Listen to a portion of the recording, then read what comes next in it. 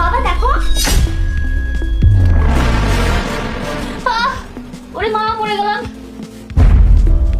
এ কি হলো তোমার? আরে তুমি যাও, তোমার ছেলেকে শাস্তি দাও।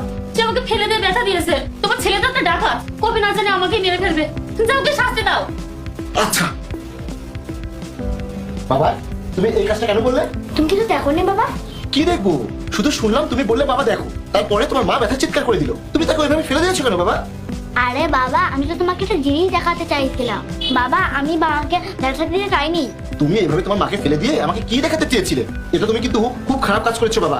বাবা, এটা তো তোমার মায়ের জীবনের ব্যাপার। যদি পড়ে গিয়ে বেশি আঘাত লাগতো তাহলে কি হতো বলো তো? আর কখনো এসব করবে না কিন্তু। তুমি সত্যিই কিছু দেখো নি বাবা? কি দেখবো সেটা তো বলবে। আচ্ছা দেখাচ্ছি, আমার সাথে তুমি চলো।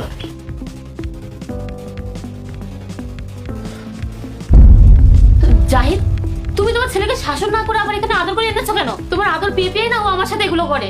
আরে শাসন করবো বলে তো এখানে এসেছি। তুমি দেখো আমি ওকে কিভাবে শাসন করি। মাহির, তুমি তোমার মাকে ফেলে দিয়ে এভাবে ব্যথা দিয়েছো কেন?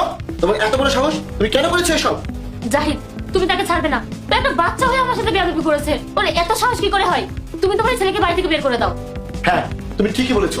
ও আমার ছেলে হলেও তোমার সাথে বেয়াদবি করে অনেক বড় অন্যায় করেছে। দাঁড়াও, আমি এখনই এতিমখানায় ফোন করছি। দাঁড়াও বাবা, আমার কথা শোনো।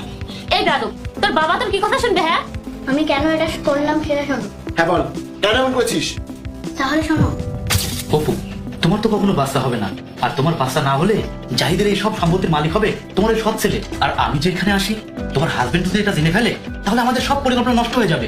তোমার এই সৎ ছেলে হবে এই সব কিছু মালিক। আরে ও কখনোই জানবে না যে তোমার সাথে আমার সম্পর্ক আছে। আর এই ছেলের ব্যবস্থা আমি কোনো না কোনো একটা ব্যবস্থা করবোই। জাহিদা এই সম্পত্তির কিছুই পাবে না। ছলে বলে কৌশলে জাহিদের সব সম্পত্তি আমি আমার করে নিব। তারপর জাহিদের ছেলেকে এই বাড়ি থেকে বের করে দেবো।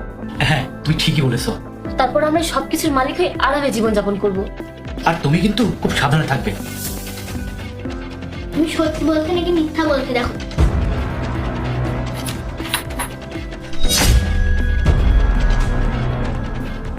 অপু, এসব কি? তাহলে তুমি আমার স্ত্রী হয়ে আমার আড়ালে এই প্রেমিকের সাথে প্ল্যান করে তুমি এসব করছো? তাহলে তুমি আমার সম্পত্তি হাতিয়ে নিয়ে তালে আছো? আরে অপু, আমি তোমাকে কতটা ভালোবাসি, আর তুমি কিনা আমাকে পেছন থেকে এভাবে ছুরি মারলে। আমি তো তোমার জন্য এই সব কিছু করছি। আসলে তুমি তো আমাকে না, আমার সম্পত্তিকে ভালোবেসে আমার পেছনে ভালোবাসা নাটক করছো। কেন করলে তুমি আমার সাথে এত বড় প্রতারণা? জাহিদ, আসলে তুহিনের সাথে আমার কলেজ থেকে সম্পর্ক, আর আমরা দুজন বিয়েও করেছি। কিন্তু তুহিন আগে থেকে একটু লোভী ছিল। জুয়া খেলায় সবকিছু হারিয়ে সে একদম নিঃস্ব হয়ে গিয়েছিল। তারপর সে তোমার খোঁজ পায় যে তুমি তো অনেক ধনী আর তোমার বউ নেই। তারপর সে প্ল্যান করে তোমার পিছে আমাকে লাগিয়ে দেয়। তারপর আমাদের এই বিয়েটা একটা নাটক ছিল। আসলে আমরা লোভে পড়ে